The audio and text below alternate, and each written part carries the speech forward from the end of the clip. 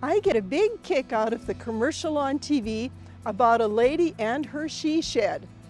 We hear about a man cave quite often, but a she shed is not that common to me. So imagine how my ears perked up when I found out there's a master gardener who has her own she shed, a lovely yard, and beautiful planters too. I'm Mary Holm, host of Prairie Yard and Garden, and let's go see these special things as we visit Pat's place. Funding for Prairie Yard and Garden is provided by Heartland Motor Company, providing service to Minnesota and the Dakotas for over 30 years, in the heart of truck country. Heartland Motor Company, we have your best interest at heart.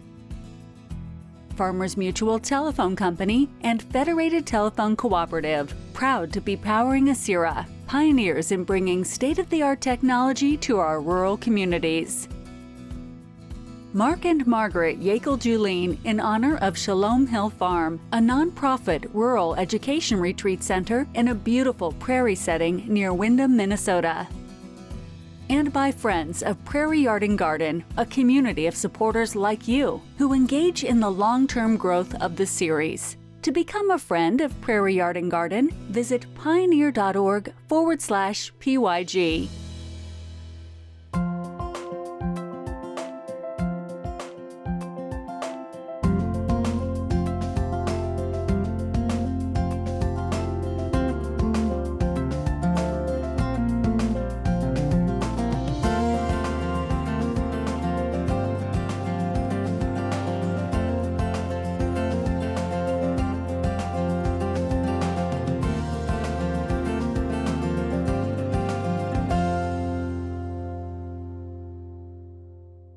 When we got married many years ago, Tom sold his motorcycle so we could afford to buy furniture for our house. Our goal was always to be able to afford to have another motorcycle for Tom.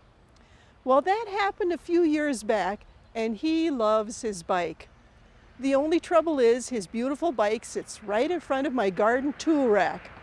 I am so scared that one of these days I'll drop my hoe and scratch his bike. I need to find out more about Pat Hines' she shed and how she uses it for her gardening. Welcome, Pat. Thank you. Pat, how did you get interested in gardening and how long have you been doing it? We moved into this house in 1984, but I previously, in the other house, I was also gardening. I've been loving gardening for years and years, and it just keeps expanding and expanding. So it seems like it's gone all the way around the house even. Well, how did you get started here on your yard? When we moved in, there was a quarter of a garden. And I thought, oh, I don't really like those, what they put in there. So I took everything out and then started again. Gradually worked it out. So every 2 weeks in my garden, something is growing and blooming. So it took me a long time to get that far, but it works perfectly. You live kind of towards the edge of town, and so did you plant anything special for windbreaks too? Yes, I did. These evergreen trees my son and I planted many years ago, and then I also have planted magnolia bushes and arborvitae, which I learned is not a good thing to plant by a highway because of the salt issue, and the salt kills the plant. Now, do you use mostly annuals or perennials or some of both?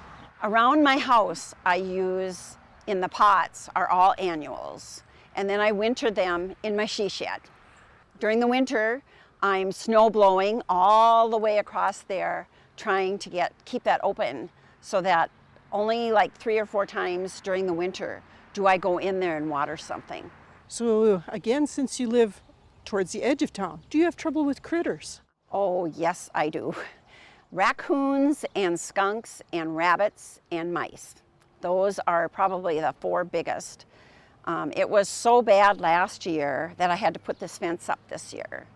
And this is the first year my garden has done so beautifully, and it's because there are no rabbits that can get into here. So tell me, what are probably your 3 or 4 most favorite plants that you have in this beautiful area? My lilies are the big thing. I have every kind of lily that you can possibly imagine, even including Asiatic lilies. They are very, very special lilies. I've got yellow, orange, burgundy, everything color you can think of. And they're all from friends. I don't think I bought any of them. They have happy memories because every time I get them from a friend, I got this from Patty, I got this from, these are hydrangeas, and I got this from my brother-in-law. This was one of the very, very first plants, and it was a little tiny plant, and now look at it. It's just really gone to town. I've tried all kinds. The purple ones do not seem to grow as well. The pink ones I have no problem growing, and I use some acid in there to make them stay pink. I planted them in the front, but I saw they were getting too big. So then I planted them in the back, and I'm going to try that, and they seem to be thriving.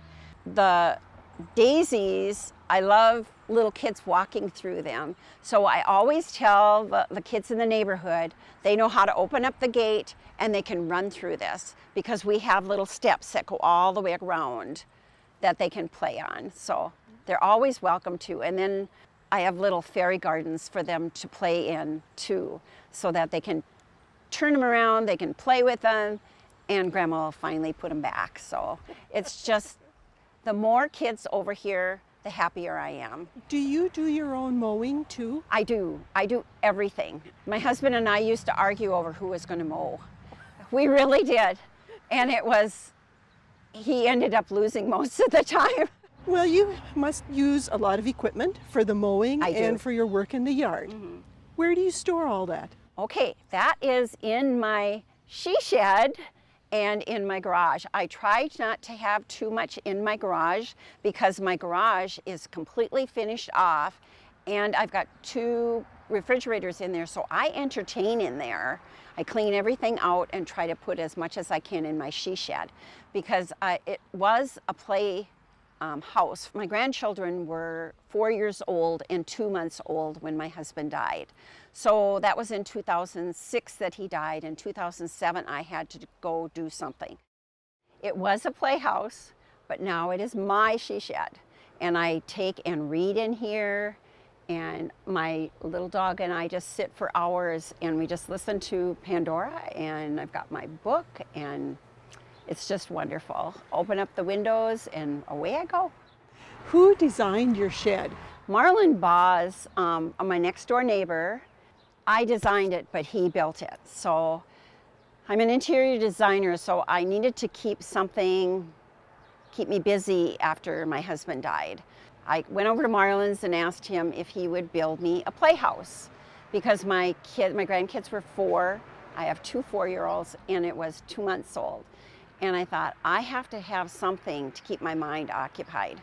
So we started out with a small house, and I said, no, I want this the full size of a garage. And then he started in, and I told him, this is what I want, and this is what I want. And I ordered everything online, from the planters to the filigree up there. It's just everything I had uniquely done. Between the 2 of us, we did, I think, a pretty good job. What is it like inside? Well, I decided to have 2 levels. So as you go in, that is where I sit. And then they go up the little stairs, and there is a place where they play, and they look down through the little bars and they see Grandma there sitting. So everything is good there. And then I decided to, in honor of my husband, to have a storage shed in back. So I put my lawnmower in there and all my garden supplies. So when I come to winter everything, it all goes into my she shed, which I really enjoy. Not everything lasts, but pretty much I don't have very much overhead. So it really, my geraniums are my best thing to overwinter because they go dormant, but the rest of them I have had no problem. Even my pansies, I can't believe it, they come right back, and I don't have to water them very much. They're just, all of my succulents go in there and they last. I only water probably 3 or 4 times a year during the winter, and I keep it at 45 degrees. And it is heated. Everything is heated. The storage shed is heated, and the playhouse, or my she shed, is heated. And I like to think of it as my she shed because my grandkids are all grown up. But now I have so many neighborhood kids coming over that it's such a joy to watch them play. And again, I'm sitting in my chair and watching them play. So it's really neat. So you use it in the summer and in the winter. Right, right. It's just, I can still remember running out without any coats on, my grandchildren, and we're running into the playhouse so that we can play, and running back. We didn't have to have any coats on because it's so close to my house. Well, do you have another door on here? Because I can't imagine you getting your equipment in and out here. Right, I've got a regular garage door in the back, and I open that up and then I take everything out that I need to take, especially my lawnmower that has a swan on it. My husband put a swan on it from his truck. So it's a special lawnmower, and every time I've had to have a new lawnmower, I put that swan back on. Okay. So is there a division in between the two? There is a division. I don't want the kids messing in the storage shed, so I immediately tell them, you can't go in the storage shed. I just don't want any of the, I don't have chemicals in there, but I don't want them in the dirt and everything, the potting, all of my potting stuff. Well, I was thinking that that would help keep things cleaner from the front and from the back if there's a division in there. Right. And if they don't put the toys back, Grandma's okay with that. It's just fine, because Sophie and I just sit in there and put the stuff back, and it's just, I smile because I see the kids playing still, and it's every day they use it, and it makes my whole day when they can come over. About what time of year then do you gather some of your planters and get them ready to put into your she shed?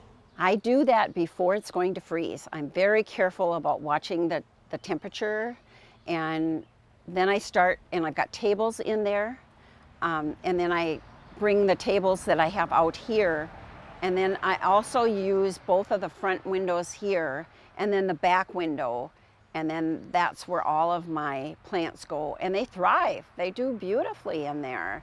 I'm very surprised that they do so well. I think it's because I have them up on different sections when I put them up there. Do you, when you bring them in, do you put them into the shed part or into the she shed part? Both. Do you put anything on the floor to help keep it clean? No, nope. I can just vacuum that up. I've got carpet in there. It's just very thin carpeting, and no, I just vacuum it up and it's just fine. Then how do you acclimate the plants to get them ready to put out in the spring again? Okay, what I do is I have French doors on my garage that leads out to my patio, and that is where I put them. And I don't open that up at all. And then that is around February that I do that. And I cover them up and then I put them in there. My garage is heated too, so I have them in there. Do you cut them back then? Yes, immediately. They are cut back to almost nothing by the time, especially the geraniums, and they're left in their dirt. So I don't take them out of their dirt. I don't take them out of their pots, nothing. I clip them off to just a little bit that's left.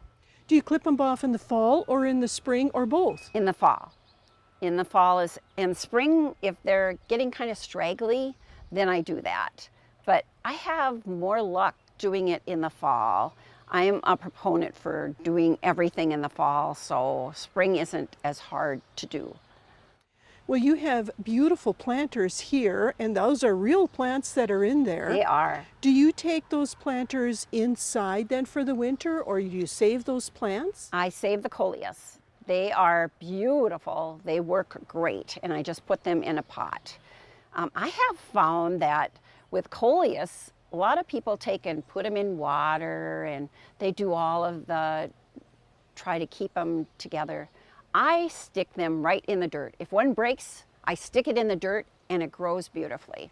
And it's surprising that that's all you have to do to coleus, is just stick it in the dirt and it will grow. I noticed that you even have a barn quilt on your she shed. I do.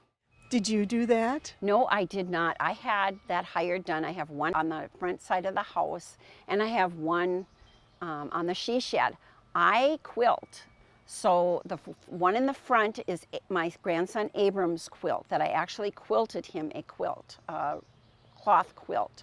And then this one I have on my she shed, I gave to a friend. I have tried to give all of my quilts to friends so that they will always remember me.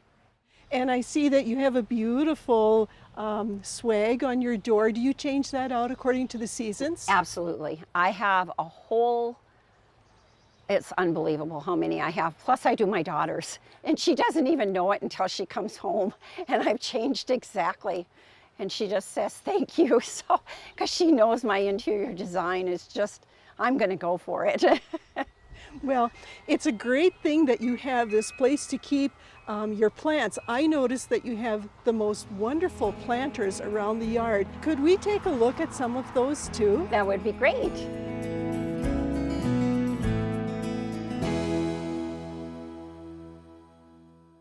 Mary, I would like to tell you a little bit about all of my planters and where I got them from. I'm really proud of them in that I just find them and they just speak to me, and I have to get them. And when I get them, I have to drill holes in them always, because you have to have drainage in anything that you buy, be it wooden, metal, or anything, it has to have drainage. So my first one, I got it yesterday's, many years ago, and it is a real buggy, and then it's got galvanized. And when I saw that, it just called to me, and I had to have that. And then I put in super petunias in there, and you can put anything in there and it will grow. Well, there's a piece, or there's two pieces here that sure look familiar to me growing up on a farm. Right. They are milk containers and my stepfather gave me. That was one of the very first things he gave me.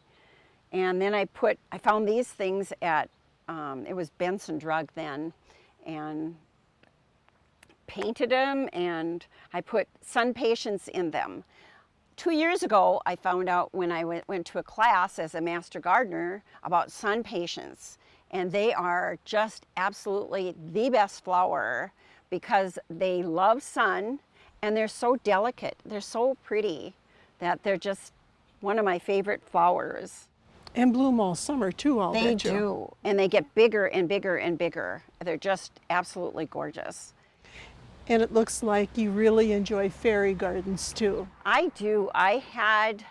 These were bird baths, and I was so sick and tired of cleaning up bird poop in there that I had holes put in them, and I put them in for the children, the children around here, and they play with them, and there's one in the garden and then there's one here, and they constantly are moving the things around and playing with them. And that just gives me such joy. Do you have like a color scheme and a different color scheme each year, or do you just find plants you like and put them in? I find plants that I like and put them in. And I try to be one of the first ones so that I can pick anything I want. And then, like I said, I go in March, and then I'll go in April, and then I'll go in May, and then I just get it as I go along. And then I think, well, I need something for this, and I need something for that. I know this isn't a container, but it is a beautiful hosta. This is a very unique hosta in that if you feel the leaves, they are very thick with wax, and grubs do not like them. And they just keep growing.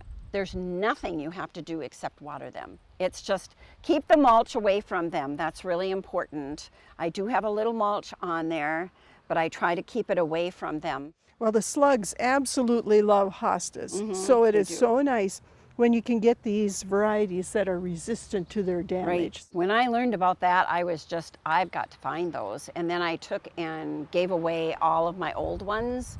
And then I also put them underneath my evergreens and did not know that the deer and the rabbits would love them so much. So now they are kind of little, tiny little things. Well, now here's something that I haven't fit into in years is a schoolhouse desk. What's really unique to me is I had a planter here that was double, and it broke off last fall. And I decided, how am I going to keep that? I didn't want to throw it because it's galvanized. I don't throw anything. I took this sphere and put it on top, and then I thought, I'm going to put flowers around that. And it turned out just beautifully. I'm really happy with that. So, Well, that is really a unique idea. And I see that's another thing that just really Right. fascinates me. right, I just loved that one. It has such special memories. My children tried to redo the sewing machine, and they wrecked it, actually, but it wasn't through their fault. It was just they were trying so hard to get it redone. So I took the top off, and I always have it covered with plastic so that it stays, but you can't see it. And then it has a lace tablecloth over it. The lace tablecloth is my little thing that I do every year because it just reminds me of my grandma. So I always put my lace tablecloth on there. Now that's 3 planters, 3 copper planters, and I've had them for a number of years, and every time I get them, so many people want those copper planters because they're so unique. But they're not hard to find. I found those on the internet.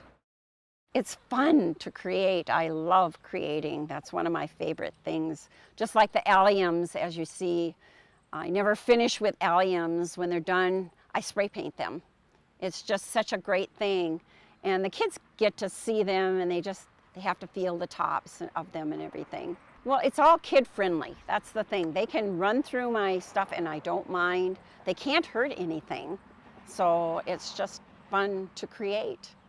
This is very, very welcoming to your front door. Oh, but thank do you you. have another area too? I do. I have a patio that I'd like to show you. Great. I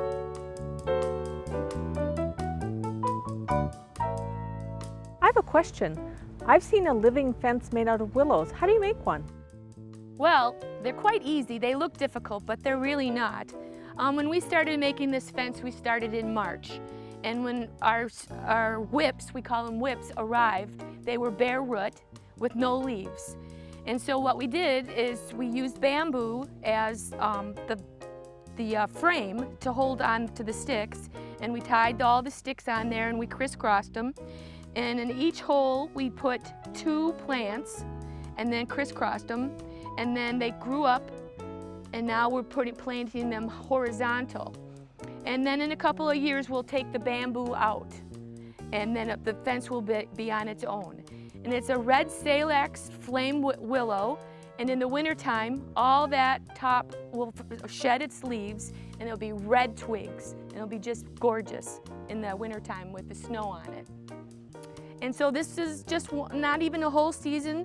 We had a lot of suckers. We picked all the suckers off, and underneath it we have a mesh that's made out of coconut skin, that hairy part of the coconut, and then there's a mesh in there to keep all the suckers from coming out.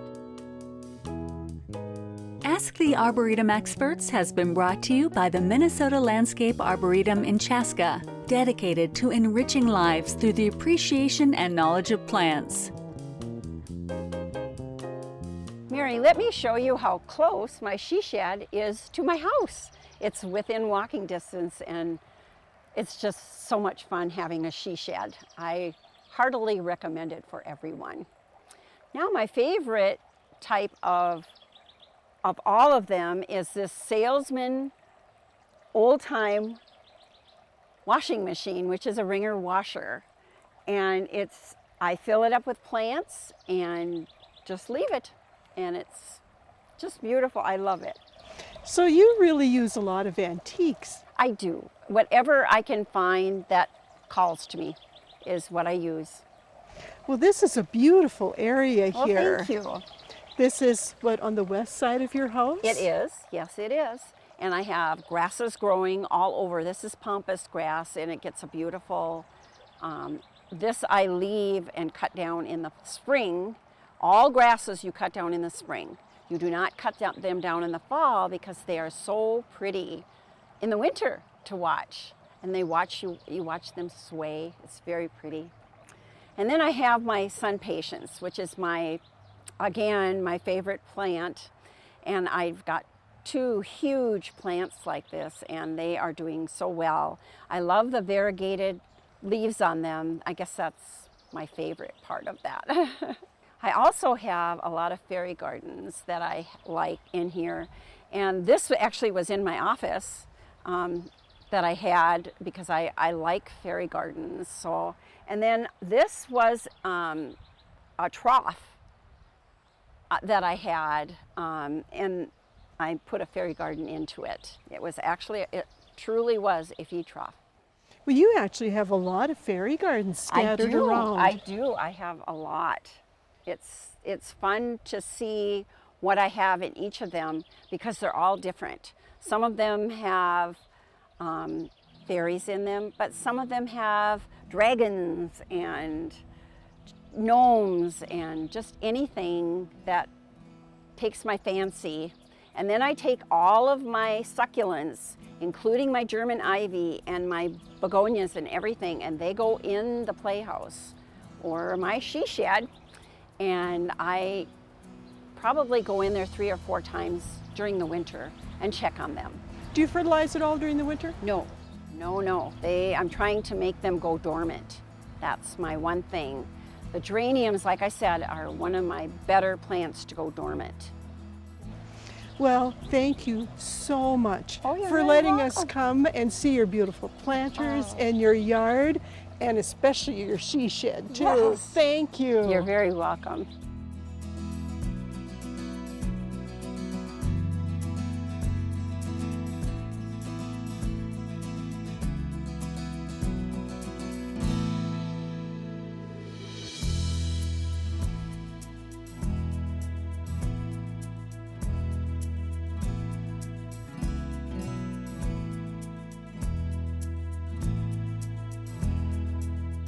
Funding for Prairie Yard and Garden is provided by Heartland Motor Company, providing service to Minnesota and the Dakotas for over 30 years. In the heart of truck country, Heartland Motor Company, we have your best interest at heart.